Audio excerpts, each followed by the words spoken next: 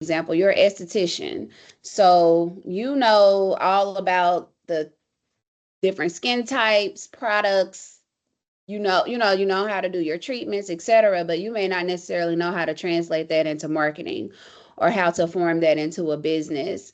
And so a lot of business owners, I mean, that's typical, right? Unless they've done some creative work or had a business or, done something in the past, most of the time they're not for sure. Like you can Google some things. Most people know, well, I need a website, I need a logo, and they think that that's it, or I need to post on social media. And honestly, it's way deeper than that, because you can get a website, you can get logos, all those things, but that's not necessarily going to translate into sales or translate into brand awareness or actual conversions.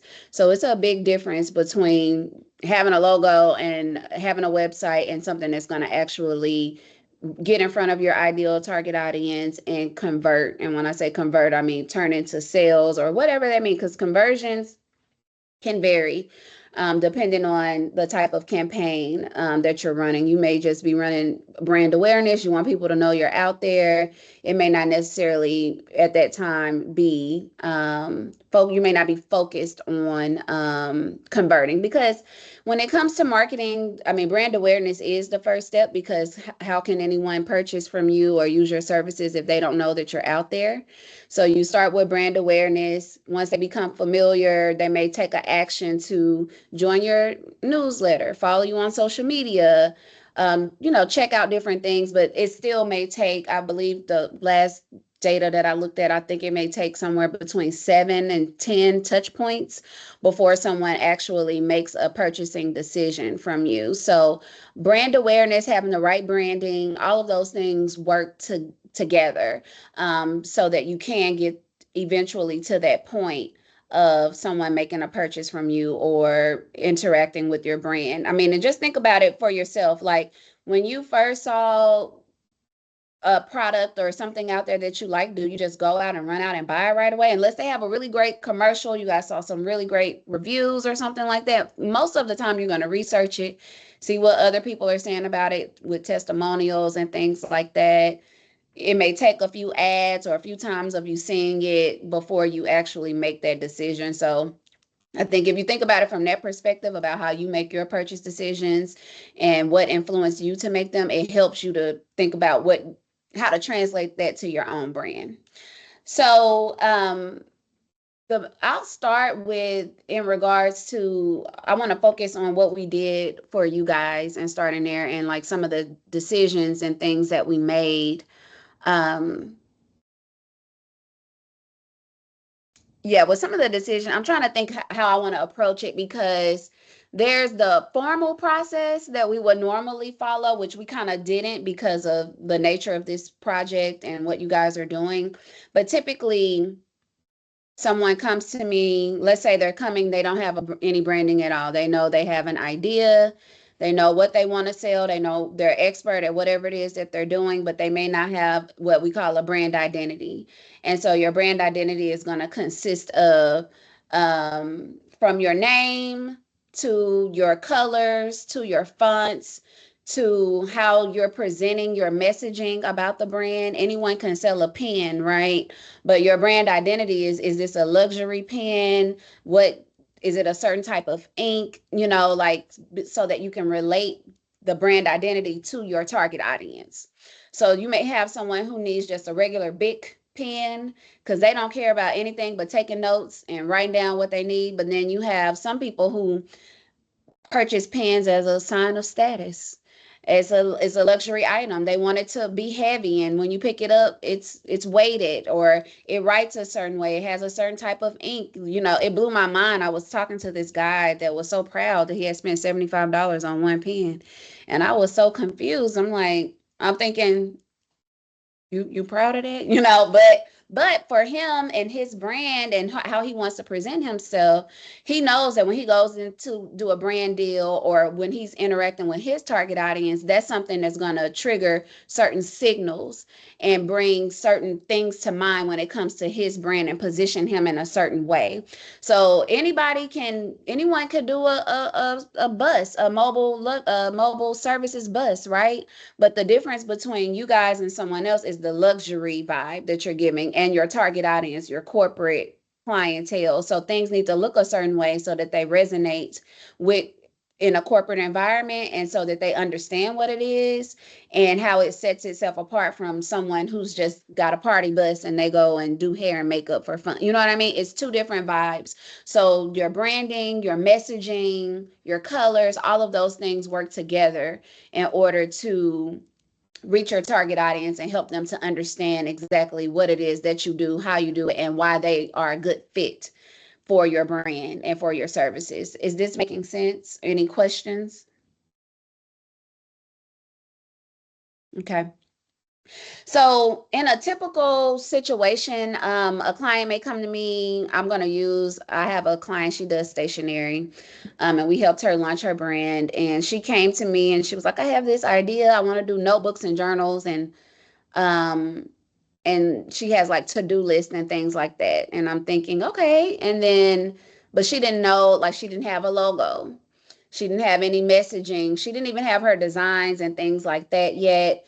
And then she didn't, I mean, and I'm like, so what's going to set your notebooks apart from any others that are out there? I could just go and buy a $1.99 notebook. Believe it or not, this is one of hers that I have right here, just to give you an example. So this has Kamala on it and then her branding on the back. And so it's just a line notebook. I use it. But what made it luxury or what makes it something that stands out from others is the artwork, right? It is the type of paper that's in here that's weighted, the gold rings around it, and like her logo has this gold foil on it and like the gold tips on the side of the notebook. So that's why she can charge $20 for these notebooks versus it's just lined paper that you can go and get from anywhere, right? But it's how she's positioned it. It's the story behind it.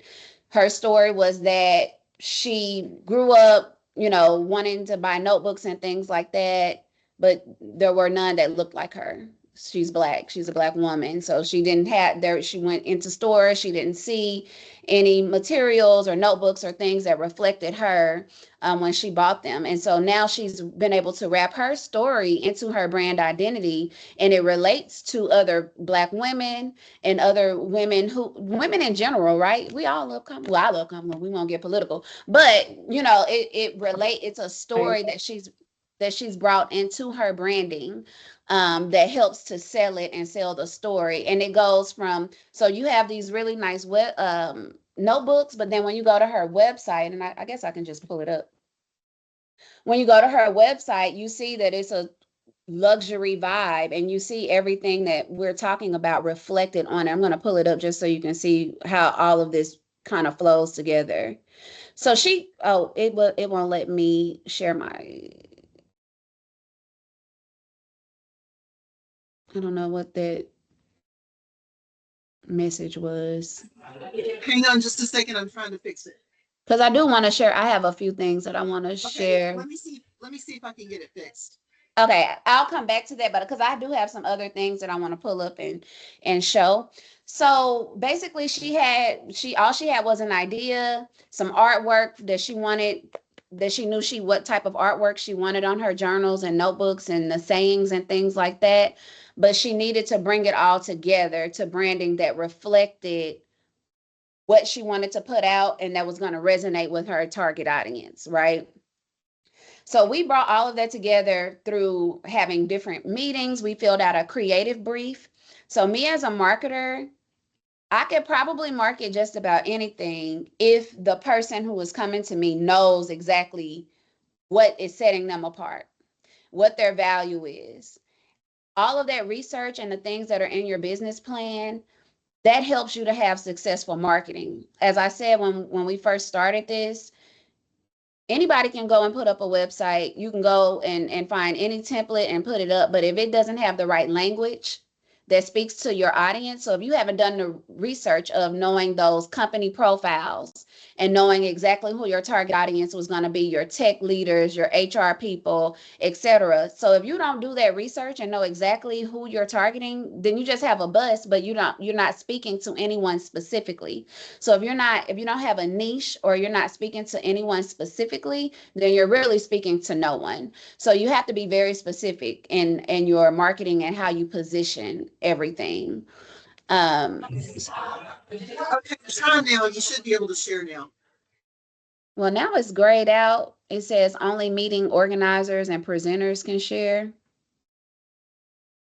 At first, it let me click on it, but then it gave me a weird message. Okay, let me try again.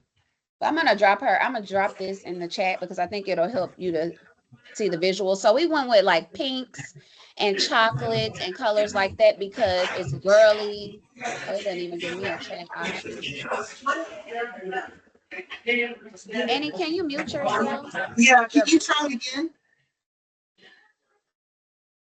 I'll just say. It's not allowing me to.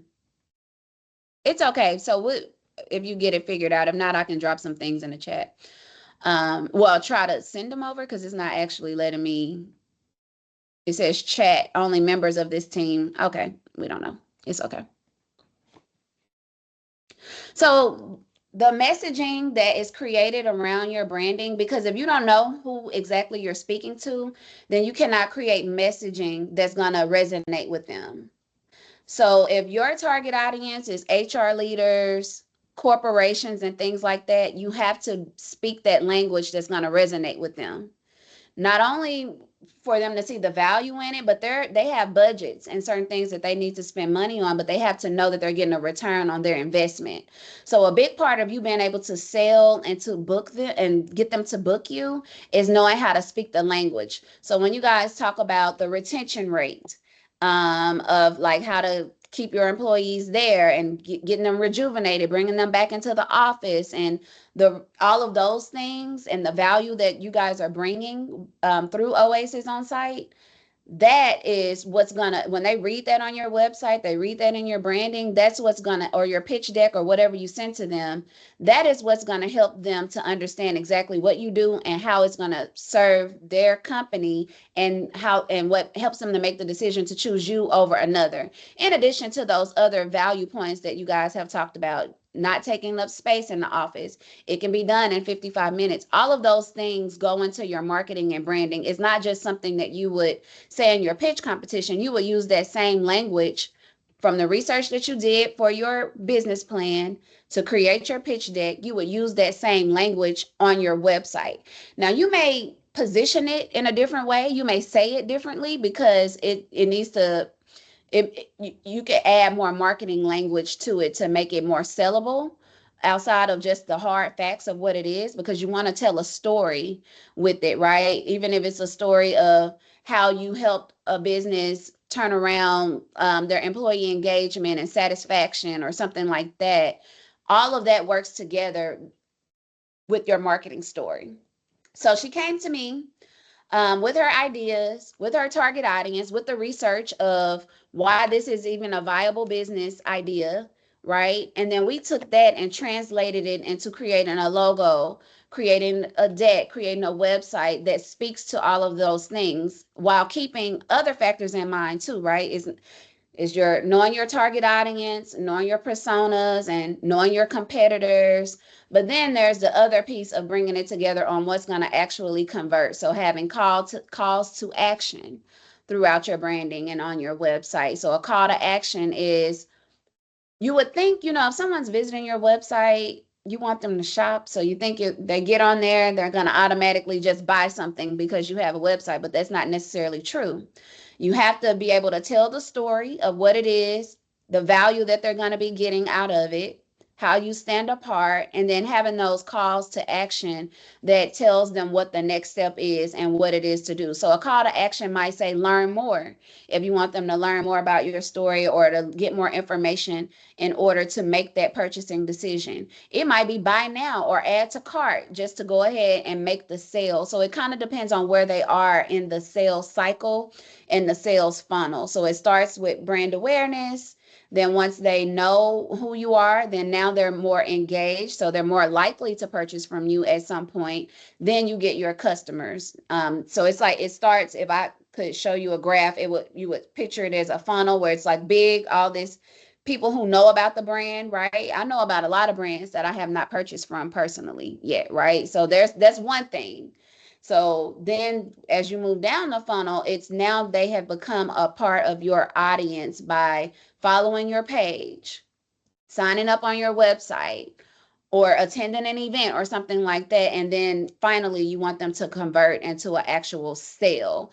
And so it breaks down because you start with a lot of people and then it comes down because then they're going to make decisions based on price, based on what they're getting, the benefits that they're getting from this particular product or service. So your job in your marketing is making sure all of that is clear, that they understand the value, the unique value that they're going to be getting from your particular product or service, how you stand out differently from someone else. Like I said, you could go and buy any type of notebook. They can hire a massage company to come in and deliver massages and provide services, or bring in a stylist. They could bring in, individual services to do these things, or maybe they can provide one or two. But how do you guys stand out? You stand out because you're not taking up space. Your users get to step outside of the office onto the bus. You see what I'm saying? So it's like anyone can provide those services, but your competitive advantage is how you're delivering the service. And so that's what you want to come across in your marketing.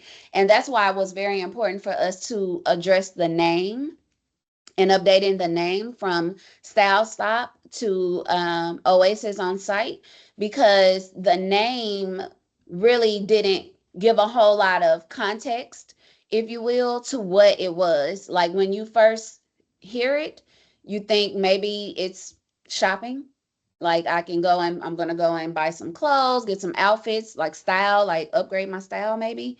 Or maybe it's a hair or beauty only, type of vibe, whereas you guys kind of have a full mobile spa, so it didn't really come across in the name. So you're automatically going to lose people right there, because if they're confused or they don't quite understand what it is, then they move on to the next thing. You only have, maybe 10, 15, I'll be generous, 30 seconds to catch someone's attention before they're on to the next thing or moving on. Just think about, if you've been on social media today at all or this week, you probably don't necessarily remember what you saw on there. You may have scrolled, you may have clicked like on some things, but you're not recalling all of the things that you saw in a day's time, because we see so much. We consume so much content, whether it's on social media, TV, whatever you're doing. We see so much content in a day. It's hard to recall everything that you saw. So you want to have colors and names and things like that pop out and catch your attention right away, so that people become more inquisitive to learn more about the brand and to see exactly what it is that you offer and how it's something that's going to bring value to whatever it is that they're looking for, or whatever they need, or they may not know what they need. Like, this is a new concept in my opinion. So when people hear about it and see it, you're going to be educating them on why they need this, why they need to bring it into their corporate environments. So having the name and then having on site, I don't know if any of you the students here have worked in corporate yet. I think I mentioned this in our first session, but on site and off sites is a common term that's used in corporate environments for, like, sometimes like the marketing team is having an off site. So you're going to have a meeting like, or a retreat or something to talk about the company's marketing and branding. And it's an opportunity to step outside of the office and to help you to become more creative and things like that. So you're not in just another meeting in the office. So they call them off sites. So I don't know if you guys picked up on that or not, but that's definitely, it was very intentional to go on site because it's very highly related to concepts and terminology that is used in corporate. Does that make sense? So speaking of the name itself and the name change, I was gonna pull up the actual document if you guys have that. Come again, Sammy.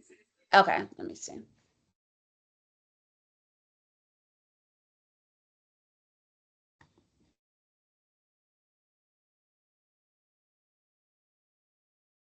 Okay, maybe I just don't know what I'm. Let me see. Be able to click on share at the top right of the red button, and then choose the screen you want to share or the tab you want to share. I I think. Hold on.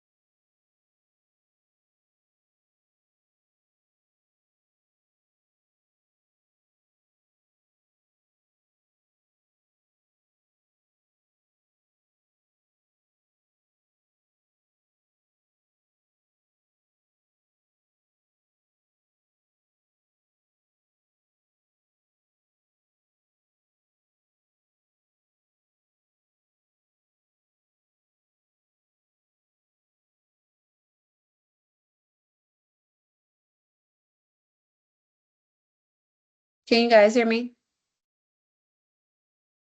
Yeah.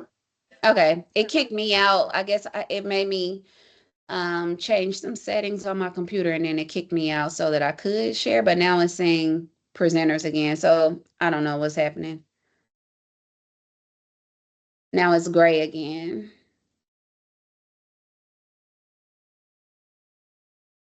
But I want we don't have to worry about it. If we can get it up, we can try again. But it I guess the settings went back because now wait, Okay, it should be fixed again. It's just that there you it had to come is. back in. I had to reset you as a presenter.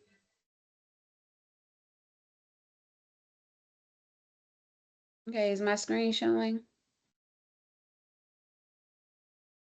Yes, Yes. it is. Yes. Okay. So I already had this up. I won't go over it too much, but this is the brand that I was talking about, Manifest Your Purpose. And so as you go through, you see the different images, all of this goes into your branding and like resonates. So when you see this resonates with a certain audience and a certain person who wants to have these type of luxury items for their office or for work or to organize their day because she has these like planners and things like this. So all of these things work together. Like the imagery, we were very intentional about the photography and the imagery that's on here, and we didn't use like stock images or anything like that. She took her own photos so that people could quickly understand exactly what they're getting. And as you can see how customized the branding and the website and everything is, you can see that this isn't, you're not just getting a regular notebook because it's luxury from when you get to the website to when you get the packaging and the product. All of those things work together. So I just wanted to show you, like, she came with an idea, and like, so the journaling and all of that, there are many benefits to journaling and, you know, writing down your visions and things like that. And so, and that's how the name worked together with Manifest Your Purpose, because it's all about writing down your vision and bringing it to fruition. So I just wanted to show you guys kind of like how you start with, okay, I have an idea.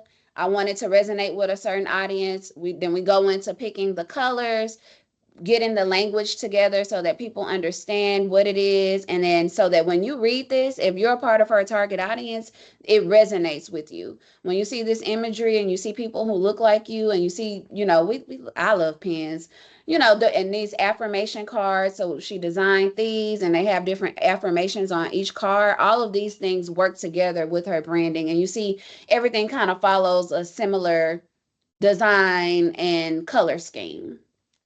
So that's just in practice, something that we brought to reality in real time. So I want to go to, this is in the workbook that you all have, where, and it, I don't know if you got a chance to read over it, but to just look through, kind of why we changed the name up.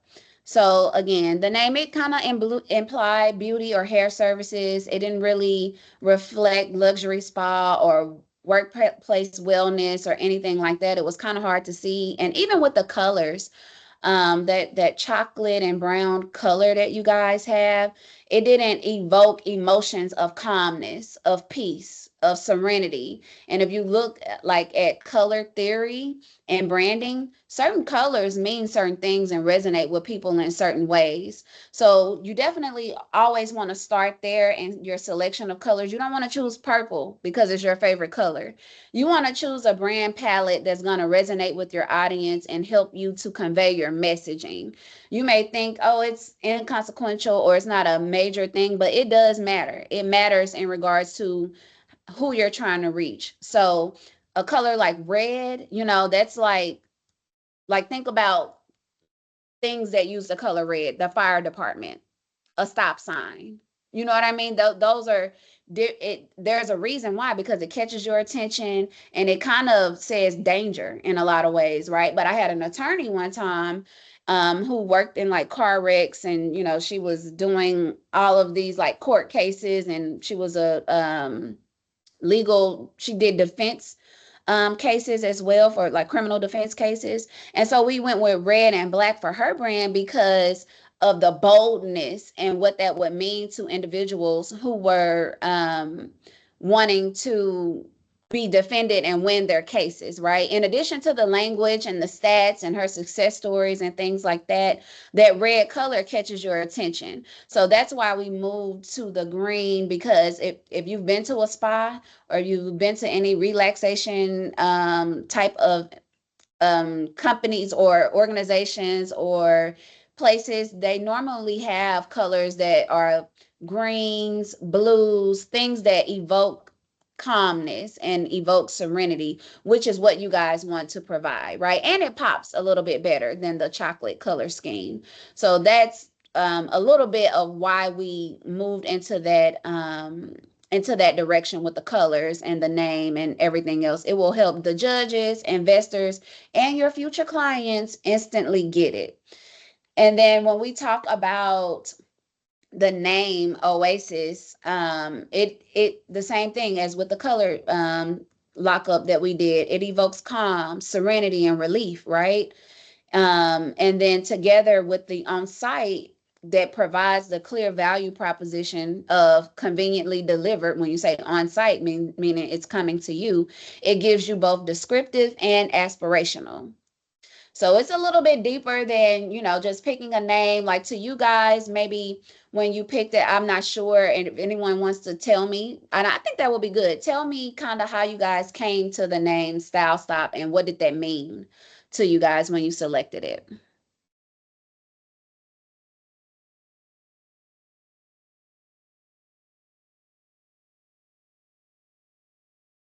So anyone can correct me if I'm wrong, but if I'm not mistaken, we were at the point where we had a list of possibilities, and we all just kind of voted on what we felt like fit the most at the time. And well,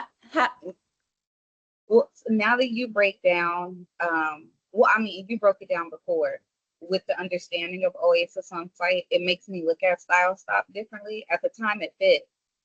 And now I can't even remember why.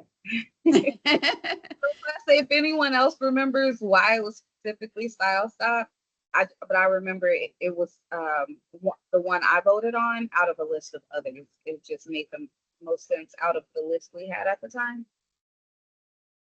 Gotcha.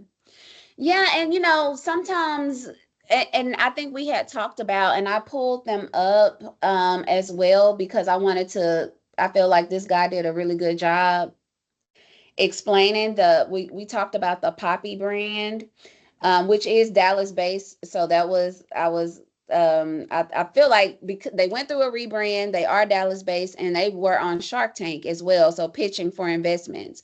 So I felt like that would be a great example. I'm going to play this video. It's just a minute long, but I think he does a really good job of talking about the rebrand and why that was important. Poppy was originally called Mother's Beverage, which is a name tied to the apple cider vinegar origin. You got to have the mother in it for the health benefits. But the name was too clinical and it didn't really connect with people. Like, people didn't know what it was when they first saw it. And they actually rebranded after they went to Shark Tank. With the name. And so the impact, it helped them to their sales to skyrocket. They're national retailers now. And it helped them move from a very niche, small audience of people who really understood what mother and apple cider vinegar was to more mainstream. And then also with the colors and the different things that the different like design elements that they use, it's more playful, friendly, more memorable. When you see this on the shelf, it stands out. You're going to pick this maybe over something else, or at least be curious about what is this because you haven't seen it before and it stands out. So I'm going to play this really quick, or try to. Interesting rebrand that I've come You across. hear it? This is what they looked like when they first launched. The name of the product wasn't even. Can you hear this, Ebony? Okay, you're the only person I can see. So the Better For You soda brand, Poppy, is one of the more interesting rebrands that I've come across. This is what they looked like when they first launched. The name of the product wasn't even Poppy. It was called Mother. And from first glance out of far, this just looks like rosé to me. The flavor call out that I see is raspberry rose. So again, I'm still thinking it's rosé. The vibe the whole thing is giving is an attempt at kind of trying to be elevated, but missing the mark. And this call out of being an apple cider vinegar beverage. Very different from their language now, which is prebiotic soda. I actually wouldn't be surprised if the formulation was exactly the same as what they had in the sold packaging, because they do have sparkling probiotic here. From a language standpoint, this descriptor of apple cider vinegar beverage just does not sound good. And I'm someone who can tolerate apple cider vinegar in water. The second of sparkling probiotic is also a little bit of a weird category, in that there probably aren't too many consumers going into stores looking for either sparkling probiotics or apple cider vinegar beverages. Lastly, the form factor of this being in a glass kind of implies to me that, hey, this is not a product that I'm going to be drinking every day. Maybe for special uses, I don't know, frankly, seems a little bit medicinal. And do I have to dilute this thing with water? So they really made some great changes here. One, going into an aluminum can communicates the consumption behavior.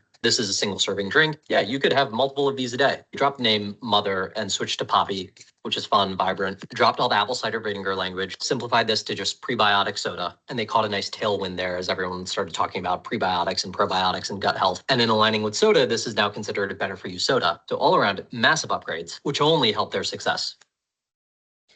So I thought that was very interesting, and I wanted to play that for you guys because I think he did a really good job in breaking it down. I think he probably said everything I said in 1 minute and 26 seconds. So, but he did a good job, with the example of how the name change really helped them propel and go further with it. So the main thing to remember is your branding, it sets the tone, and the name it before you even get to the branding, because someone may hear Oasis on site before they actually see what you have, right? So it really sets the tone for everything else, to your design, to your perception, to your storytelling, and then ultimately your sales.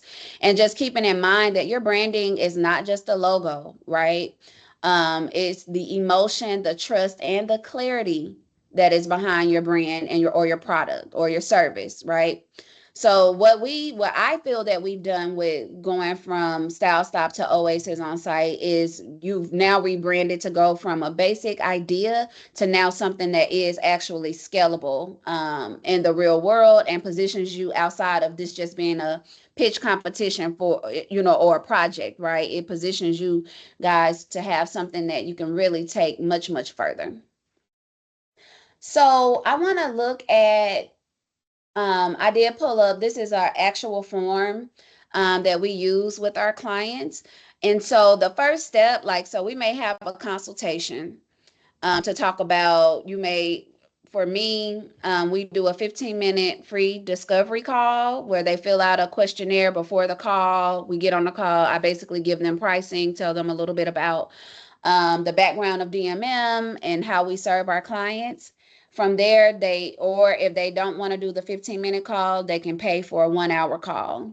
So the client makes that decision. But I do not work with individuals before I have an opportunity to talk to them, because I may not be a good fit for everyone, and they may, and vice versa, right? We can't take on every single project, because sometimes if you don't have a really good understanding of what it is that you're trying to do, so you don't really have a business plan, you don't really, you're just kind of like, I want to start a business, but that's all you got, I can't really help you with that, because at that point now I'm building my own business, right? But in the case of you, I'm building a business that's going to be my ideas and my thoughts, right? But in the case of like how, even for this, how this project came to play, you guys had already done a lot of the legwork. You had something established, you just needed some refining. And that is where we really excel at, because if you already have an idea for something and a vision, we help you grow that out and build it into the final outcome, the final output. So this creative brief, it collects a lot of information from the client. So we want their business background. How long have they been in business? What type of products and services do they sell? What is your mission? What is your value proposition? Who are the founders? Why did you start this business? Who else is on the team? How many clients or customers have you served to date? What is your business phase? Are you starting out and launching? Are you expanding your client base or opening up a new location? Or are you just trying to maintain your business? This matters, because my approach to how I'm going to work with you is going to be different. If you are in a step, because I have clients, they don't need, they're good where they are. They're just trying to maintain the business, retain their clientele that they have already. They're not necessarily focused on growing. Then I have those who are really focused on growing. And so they may already be really established. They may just need help with their content creation or their social media management, or a new strategy to help them get to the next level, versus a brand new brand, which is what I would consider you guys, where you're trying to get your footing, get established. Those are three different approaches. So that matters. And then when you're working with the agency, you want to make sure you're working with someone who understands that, because it's not a cookie cutter approach. There's no way I'm a fractional CMO for a nonprofit.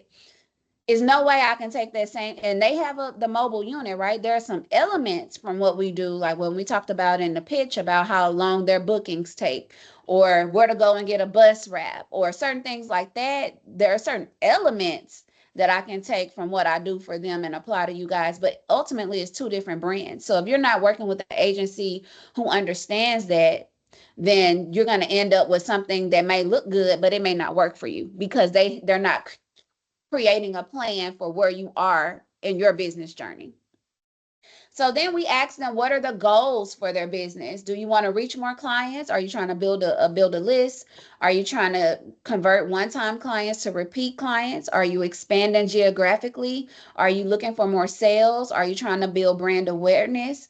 Build brand loyalty? Those are two different things. Awareness means people know about you. Loyalty means they're coming to you regardless of if somebody's cheaper, quicker, or whatever. You know what I mean? I think the ladies probably can resonate with that, with wherever you go get your nails or your hair done. I'm not switching that up, okay? Unless something really bad happens and I moved, you may move, but my loyalty is to you, because you know exactly how I want it. I've had a good experience with you before. So that's a different type of approach between building brand awareness and building brand loyalty. Maybe you just want to engage with your audiences. Maybe you have a solid following, but now you want to build community around it, right? Position the way that people think of you, right? And I think that's a lot of with Style Stop, going from Style Stop to Oasis on Site, is thinking about how companies and corporations may think of you based on your branding and your logo, etc. or you may want to partner with other businesses. We go into the competitive advantages. What can your business give that other or similar businesses cannot? What do you have that other businesses do not, right? What's your slogan and key messages? What's your customer's unmet need? What can your product or service solve for them? What does your target audience already know about you? Because for those established brands, and you see, if you haven't launched yet, NA, so you should not be trying to answer this question if you have not launched. So because there, again, different phases of businesses, different phases of business and your journey and different types of businesses. Then we go into your demographics because all of this matters, right? Just like when I asked y'all, would you bring Oasis on site to my daycare with my 5 employees? And Ebony so politely told me no, because it needs to be a corporation with at least 100. That matters. That matters. That doesn't just matter for your business plan. And it doesn't just matter for your pitch. It matters for your website and your branding as well, because you don't want, it doesn't matter if you can get 20,000 visitors on your website a month because you have some very vague and encompassing message, because you can get all of that traffic and get 0 sales. Just like how people can go viral and they can make great content on social media and not be making any sales. And it's simply because you're not creating content, or you haven't created your branding to fit your target audience and your demographic. You don't need everybody to be locked in, right? You just need those people who fit your demographics and your target audience to be locked in. So your messaging, again, your branding, all of those things work together so that you can reach those target demographics. So we talk about race, age, location, generation, because what a millennial may need is different than a baby boomer or Gen X or even Gen Z. I think that's them. We don't know. Well, some of y'all might be Gen Z, so I won't go there. But we don't know it. But everybody's needs and desires vary based on even sometimes your generation or expectations, right? We talk about language. Is it your family, employment status? So we ask them to describe their target audience. We ask them behavioral questions. So where are they on a given day? How do they prefer to purchase, online or in person? Are they compulsive buyers, or do they need to be persuaded? This matters for you guys because if you think about it, where are your corporate and tech people on a given day? So that may mean, how are we going to reach them? That's how I'm sure how you guys came to we need to be on LinkedIn, right? Because they probably are on Instagram and TikTok, and I think you could probably get some traction there with this brand. But when they're at home and they're scrolling social media for leisure, they may not be necessarily thinking about what do we need at work, right? Because they're off the clock. But approach of LinkedIn or different social channels, there may be a better opportunity to reach them. Not to mention knowing your demographics. It helps. We talked about your marketing, your branding, your website, all those things, but it also helps you if you're going to do ads, like if you're going to do a paid ad strategy. So I don't know if you guys have ever boosted a post on Instagram or Facebook and maybe just click boost and you moved on. And I'll have people tell me all the time, well, it didn't work for me. Ads don't work. Well, they don't work because you didn't put in your demographics. You didn't put in your target audience. You didn't put in the right zip codes. You didn't put in the right careers, because you can get so specific on the back end with your ads. You can put in, I want people with this certain amount of income, household income, live in this area, their kids go to private school, they're alumni of Baylor. There's literally, you can get that specific with your ads and targeting. But if you have not done the work of putting together your personas and knowing who your target audience is, then it's kind of hard to make your ads organic, your paid ads, or even your organic marketing work for you without doing this work, which you guys have done in your business plan. Is this making sense? Any questions? So selling points. So we asked them, what are we promising them through your business? So with you guys, so tell me, what is your business promise? Someone else besides Ebony. Yeah, sorry, I'm not able to talk very much. I'm kind of traveling, but yeah, it makes sense.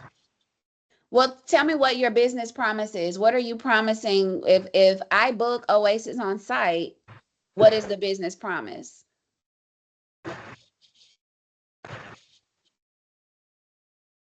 Well, relaxation. Relaxation, a better experience for their employees. Because in corporate, depending on the company, all companies are not created equal. Some of them don't care that much about, like, I worked a job one time and their appreciation for us was pizza.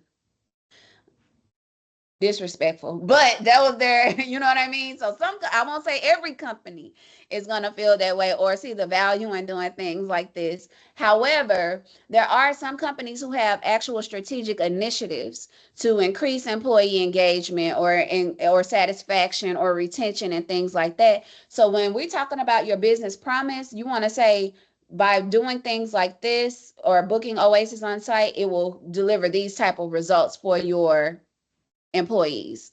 Okay. So then we ask them, what have they accomplished in their business so far? Awards, accolades, any publications, podcasts.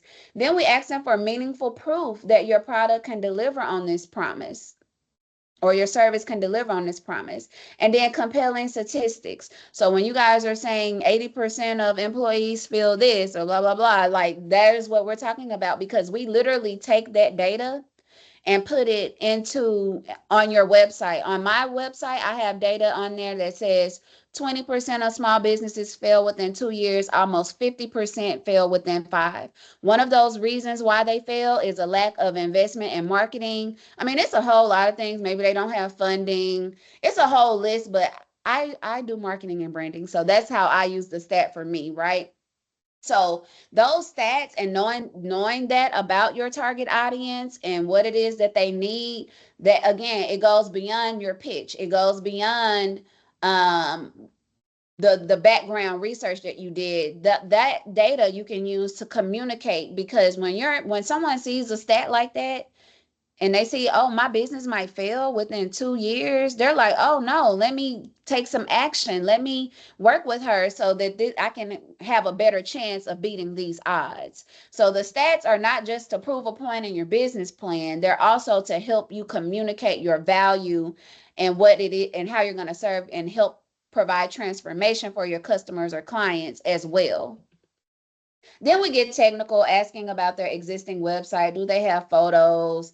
And then just knowing, what things they want to list out on their website. And then here's a long list of call to actions that we ask them. What do you want people to do when they see your site? Purchase a product, a service, follow you on social media, subscribe to your newsletter, watch a video. It's a long list, so I won't read them all. But in order to successfully market and put your brand out, you need to know what action you want them to take. Now, when we give this, may seem overwhelming. So when we give this, I don't expect for my clients to have every single answer. I want them to answer to the best of their ability. And then and it also allows me to see what gaps we have. So if you don't know some of this, then we got to help you get it. So because whatever I produce for you is not going to be successful or as successful as it can be without this background information. So then, so that's really the first step. From there, we have an onboarding call where we talk through the creative brief in depth. We look at example websites and we look at example branding and talk through what they want to see and what they have in mind. And then we kind of produce those concepts so that they can get a better idea of, so that we can just show them their vision or what they have in their mind physically or visually. So in here also, I went ahead, this is like the same questions we asked in our logo questionnaires. And I went ahead and like put in some, I don't want to say dummy answers because it's the real information, but I put this in here so that you guys can kind of have an idea of how we came to the different concepts with the logo and the branding that we selected. So read through this when you have a chance. We asked more information about your target audience and the type of business, what colors that you would like to use. I picked these just based on my research on what is gonna be resonating with the audience that you guys have here. Normally we ask the client and then we help them go from there because they don't always have the words, right? Or know exactly what they're looking for, but the questionnaire is a great starting place. So from here, once the questionnaire is submitted, we produce concepts. So for these were all of the different concepts that we had before one was selected. So we went through different variations and it was different taglines as well. So we ended up combining different, because the first thing I did was kind of do an analysis on the name, and then we picked the name, and like I had several names, a list like what you guys had, and then we had different taglines. And then knowing that I believe reignite is one of the SkillsUSA like themes. And so that, and just ironically, that was one of the taglines that was in the list. So we took a tagline from here and then a logo concept and put them together. So we came up with these different concepts. And then from here, I think I had some that I liked better. Hopefully you guys can see this. There were some that I liked better than others. Like this concept 6, I didn't particularly care for. But when I'm doing branding for clients, it's really not about what I like. So there's oftentimes, now I won't say I post everything. If I don't care for it personally, maybe or maybe not. If I feel like it's not the best reflection of my brand and our work and quality of work that we can do. Because sometimes some clients, they're like, they just go against the grain. They don't agree with anything at all. And you're just like, well, why did you hire someone if you didn't want to listen? Just being honest, so if you're gonna, that's a number one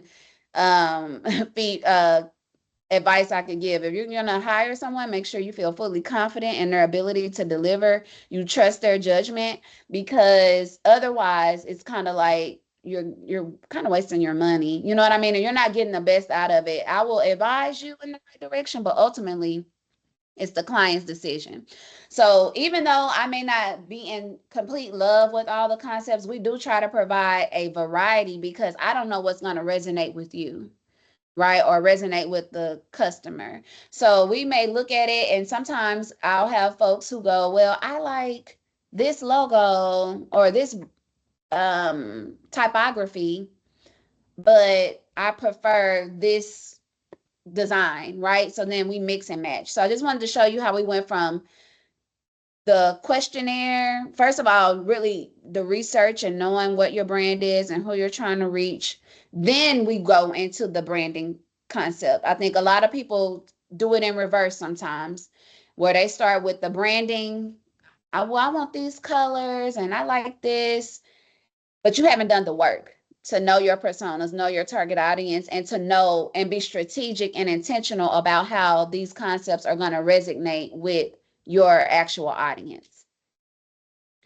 So these, and then of course there are like different mock-ups, just so you can kind of get the vibe of what it may look like in practice, because this is giving me calm. I wish I was there getting a massage. I'm just saying. So anyway, those are like some of the things that we provide, so the customer, the client, can kind of see more of what it is that we're gonna produce for them. And so you also get a brand guide.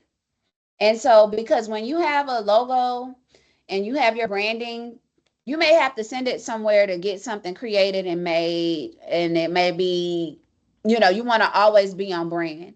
If these are your colors right here, then I don't want to see purple. I don't want to see pink. I don't want to see navy blue, right? Because those are not your brand colors.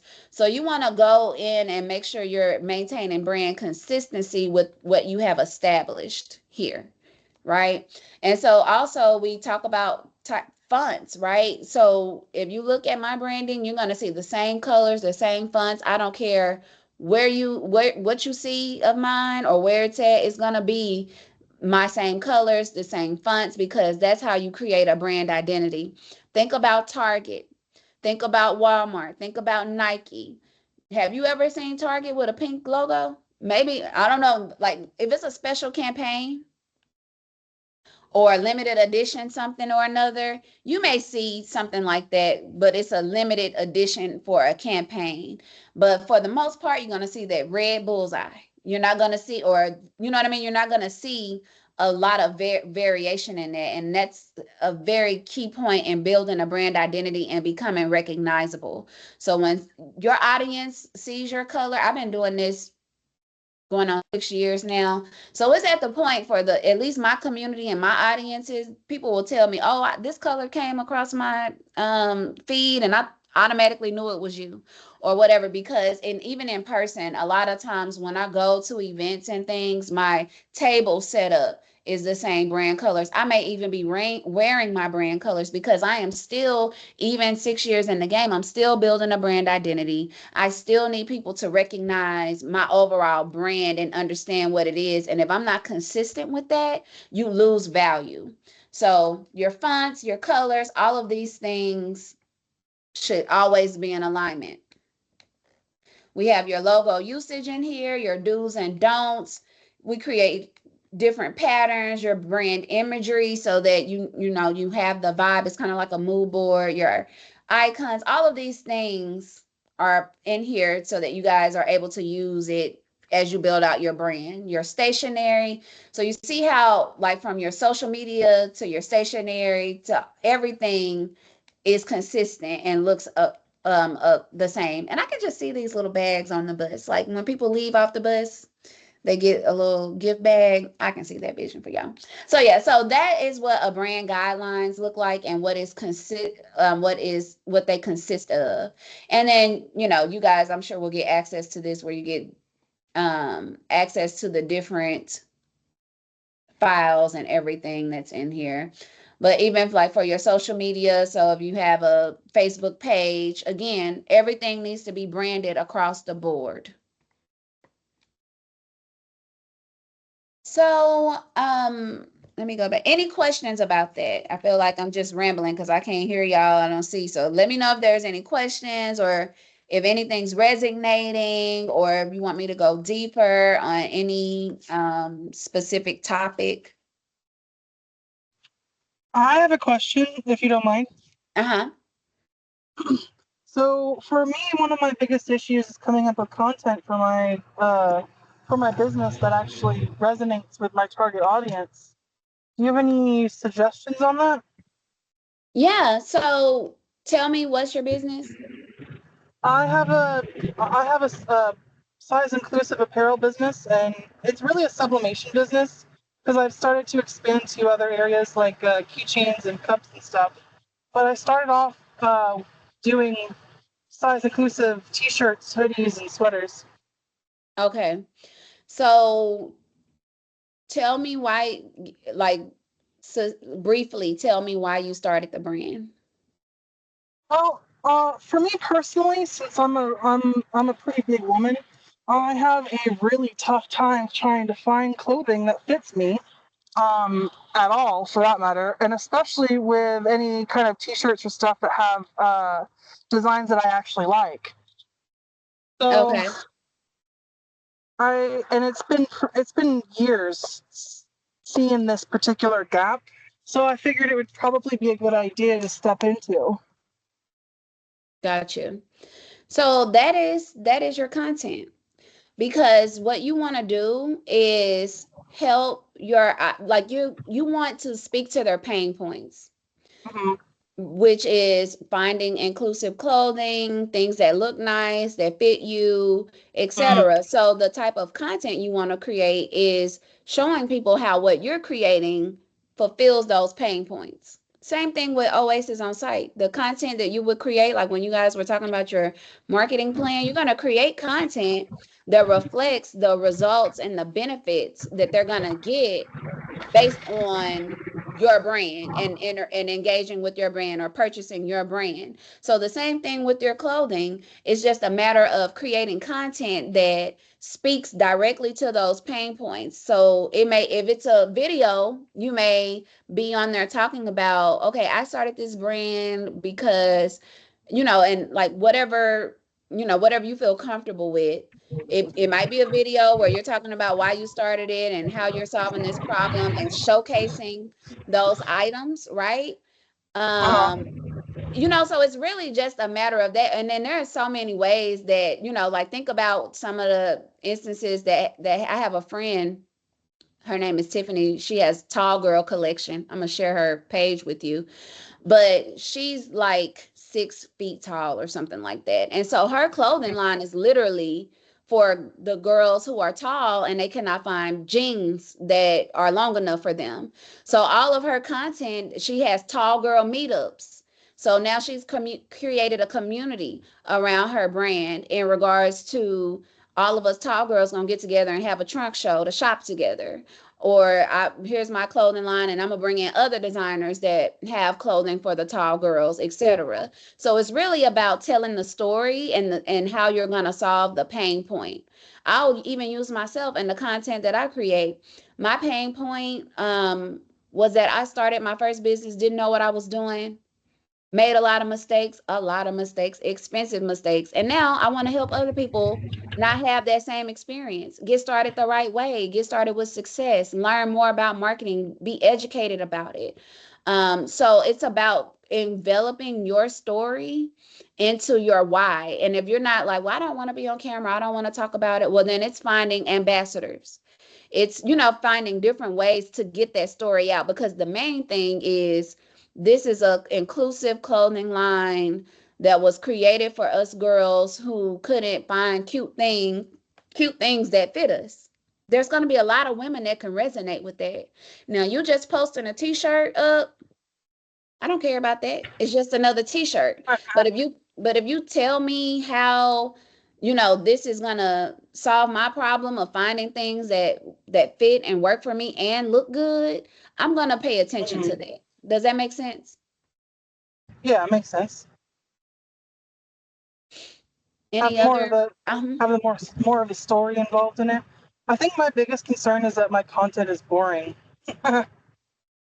Well, you have to make it fun. You have got to figure out what, like maybe it's you going to Target, I don't know, and you do some, or you have somebody do this and you're like, you try on some jeans or a shirt or a cardigan or something like that, and it's like it doesn't fit. So you like throw it to the side or something, and then in the next scene it's your clothing line and it does fit and you feel good, you're confident, you know what I mean?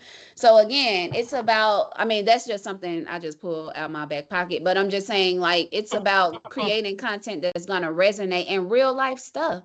Like, if it's not going to be boring if you're telling like real life stories of like what's really happening when you go shopping, or your experience when you're going shopping. Like, with the marketing, you have a choice of going in a humorous, fun direction, or you can go into like real pain points, or I don't want to say a sad story, but a story of transformation and overcoming. But again, that goes back to you building that brand story, knowing your customer personas, knowing their pain points, and being able to speak to that. And then that can help you decide the approach you want to take to your content. Okay. Thank you. And I think a lot of people get, when we say boring, it's because what did I say? I think it's like 7 to 10 times people have to be familiar with your brand before they decide to make a purchasing decision. That's boring, because that means you have to keep honing in on the same message over and over and over. You can go back to when I started this business in 2019. You can go back to some of my old videos. They're still on YouTube. They kind of they needed help because I was just starting out. But you can go back. I'm saying the same things. My message has not changed. The branding message, the marketing message, what I do, nothing's changed about that. So I've been saying the same stuff for 6 years. Okay, that's boring in a lot of ways. But what I have done is found a new way to tell that story, a new way to present myself. Going in, I started out with a lot of startup clientele. Now we've expanded to different types of clientele and projects. So then that means I can shift the way I'm communicating in a different way. So It may get boring, it may feel boring because it's you and you're producing all the content and you're having to say the same things over and over. But you got to think about the person who may have just learned about this brand today. They may not have known me for 5 or 6 years. So if I feel like I don't have to talk about why branding is important and things like that, then I'm going to miss these new people who have now just became aware of my brand. Does that make sense? Oh yeah, totally. So the main thing about building a brand, building a business is consistency. It's the consistency in your messaging and what you're saying, and then how often you're saying it, being consistent with that, and then being consistent across all touch points, from your website to your to your business card to your pop-up banners and all of the things that that we're creating or you're going to be creating for your brand. It's always the main thing is being consistent, even when it gets boring and old and tired, because it happens. But it's just about finding new ways to present that information, picking up on trends. Like, I don't know if you guys are on TikTok or Instagram or wherever they are. So finding a trend that resonates with your business. There was an audio that had the old T-Pain song on it that was like, you do. He was like, he's saying you do over and over. I won't sing because this is being recorded, so I don't want the singing on camera. But he's saying it over and over. And so we made a quick little reel promoting a workshop that we're doing that was saying you need to sign up. And it was like the you do part, we replayed that to say you do need to sign up for this workshop. I'll send it to y'all so you can have an example. So sometimes it may get old and boring, or you may see another brand doing something, but figure out how to tailor that to your brand to make sense. But again, you can't jump on every trend either, because you also have to make sure that resonates with your target audience. So you don't want to just be doing things just because it seems fun and trendy, because yeah, you might get a lot of likes and shares and views and things like that, but that may not necessarily equal sales or conversions because it's not necessarily resonating with your target audience.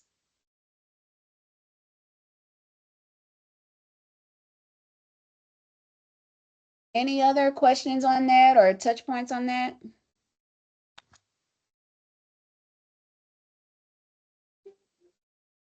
I actually found the mother's beverage pitch on Shark Tank. So I'm gonna share that with y'all so that you guys can take a look at it, because they definitely touched on and talked about the branding and a lot of things that maybe could have been discouraging for them, but they listened, they rebranded, and as you guys know, they have now sold and have um, been able to scale their brand out from that experience.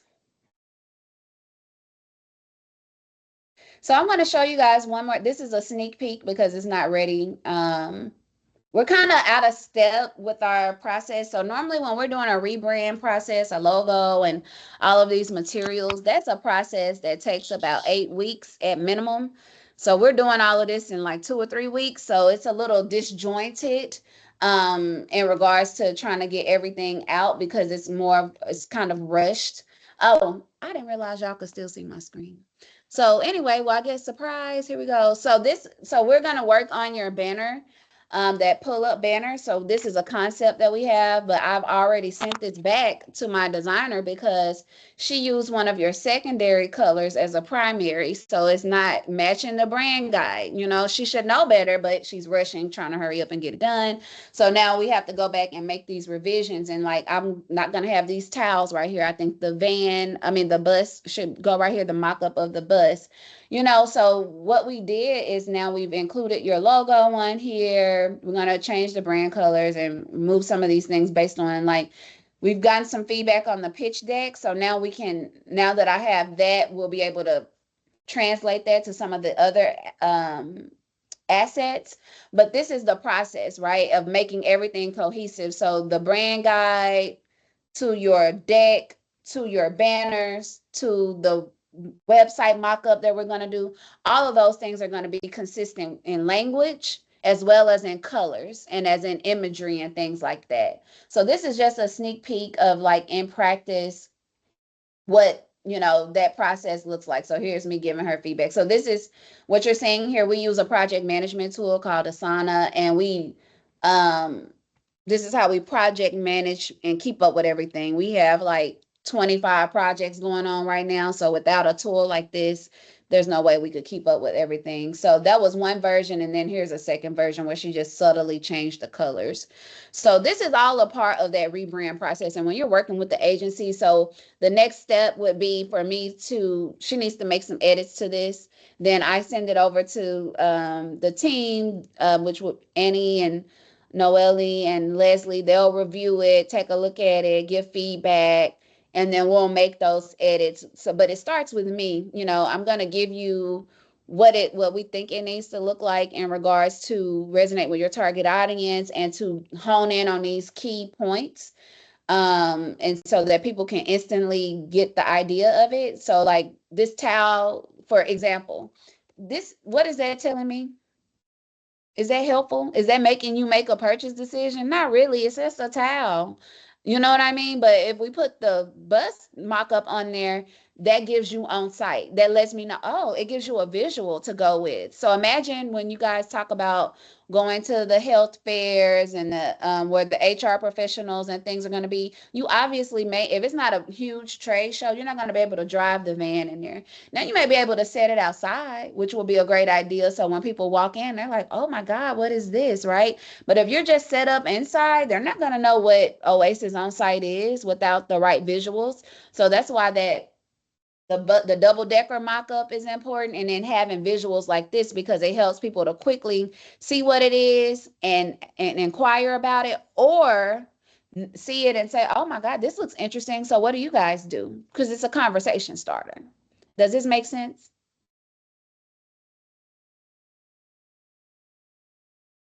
So I will allow you guys to ask me questions, about Oasis on site, specifically in the branding. If you had any questions about how we were connecting the dots or anything like that, or if you have any more questions about business and branding in general, I'm definitely open to answering any questions you guys have.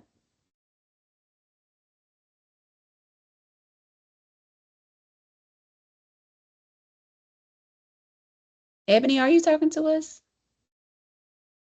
Oh, okay, I was just checking. I saw you. I was like, is she? I was talking to myself. I was telling myself I should have had some questions prepared. But I will. This is one question I ask. Anytime I get a chance to speak to someone who's created anything substantial. Uh, I have so many notes for meetings like this and classes and things, and I just always find it hard to bridge the gap between what I've retained and actually putting it into action. So Mhm. what's your advice for putting information that you gain and even new skills you gain into action? Well, you got to consider where you are with your brand. So when you think about what it is that you do, have you sat down and worked on your personas? Have you sat down and worked on your mission and your target audience and the business plan and that foundational piece? Have you done that work? I haven't done a full business plan yet. I have like half of a business plan. A lot of the things that I have business wise were assignments and classes over the past year or since fall. So I have a mission statement. See, now I'll admit, if you start asking me to recite stuff, it's stuff that I did put together, and I don't go back and look at it that often. So I have a mission statement. I'd have to go back to look at it to see exactly what it says. Although I know kind of what my mission is, I really want to help people to really similar to the things we've been saying for Oasis on site, but it's because that's what I do for a living. Is I have a passion for helping people relax because this world is just so stressful, so overwhelming. And when I get my hands on someone and they get up and they're like, "Oh, I feel so much better," it makes me feel good. I've helped them towards healing in a way, and then solving actual skin problems if we can.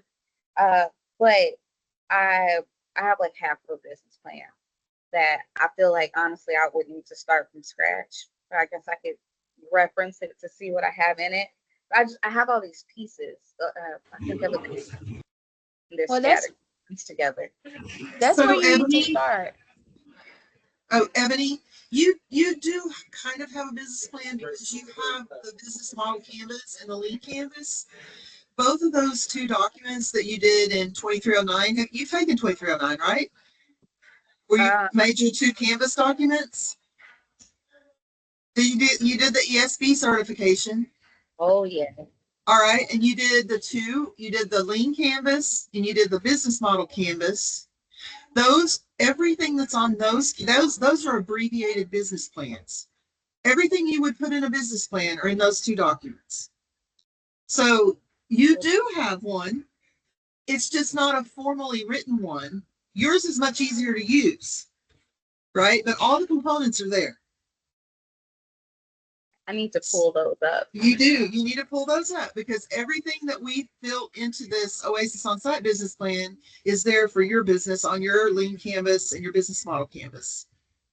It does align very well. My target Yeah. market, funny enough, Lanice Stoker, when she was my mentor, she helped me kind of hone in on my target market. And it's funny because it was a little bit before I joined the team for skills, but I came up with like business professionals, people who have high stress jobs. Again, it really aligns with what we're doing with Oasis on site. Mm-hmm. So I have all of these things. I feel like if I could put it all together, I could really make something happen. I think I have a problem with the action.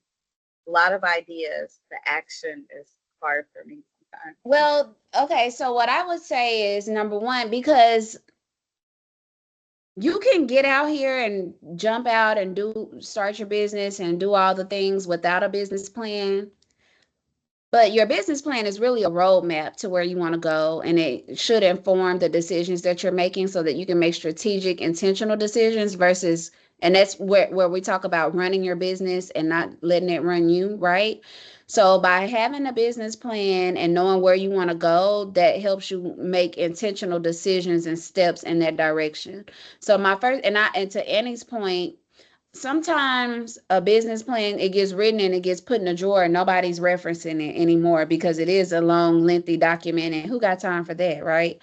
But I like the business model canvas. I have one. I've done it. I've done different entrepreneurship programs and they have you do those. So that's amazing because that is something. And when I was in undergrad, that's not what it wasn't taught in that way, right? Those were things that I learned after I graduated because I want to say, I don't know, maybe they didn't have an entrepreneurship program or focus in that way, but they really taught you how to function in a corporate environment more so, or like high level theory, in my opinion, way less applicable. Definitely didn't have opportunities like this. So this is an amazing opportunity for you guys to get real world experience.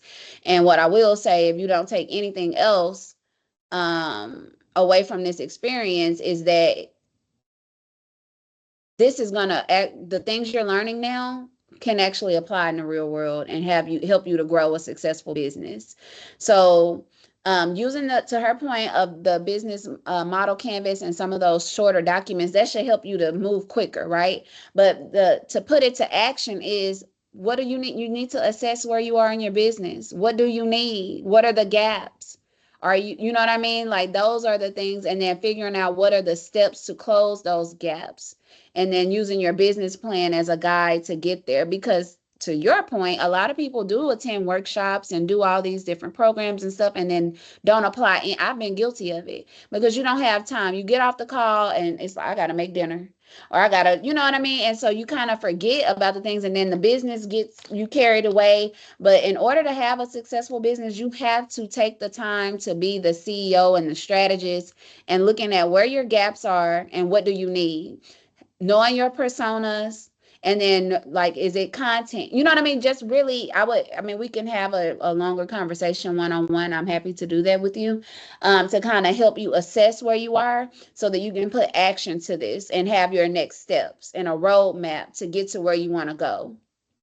So ultimately, it's knowing where, if ultimately it's, I want to open my own spa or my own, whatever it is, I would call it reverse engineering back. Okay, now what all do I need to do to get there to this end goal? And that's a good way to make your plan as well. But then, like, marketing is just a tip of it. I also do a lot with systems and processes, because like how I showed you guys my project management tool, if you don't have proper systems, processes, SOPs, certain things, you can have the best branding and marketing in the world, don't matter, because you don't have a way to get your leads in, follow up with them. You don't have a process to serve them, all of those things. So it's more than just the branding and marketing aspect of it. Just like when you pitch and you're like, well, we have this idea, we're going to do this, this, and that. But then we're talking about the financials, and you get questions about financials.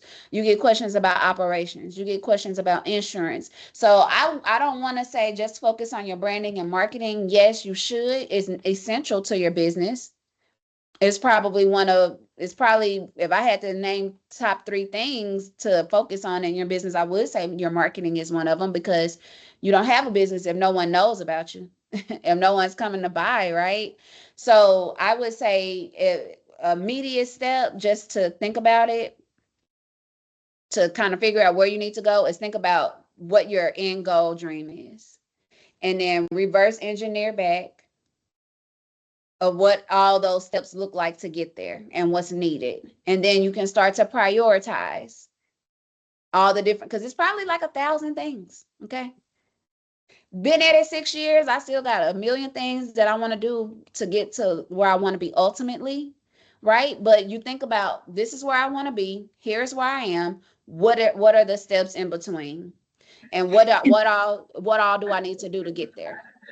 It's kind of like the bus diagram in the business plan, right? Like, what are the major milestones that you have to hit between now where you are and where you want to be? Identify those major milestones, and then you pick out the to-do list that gets you for each milestone, right?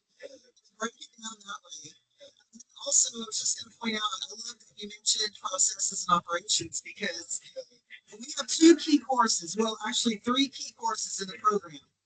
There's business BUSG 1341, which is business finance. That talks about how to fund your business.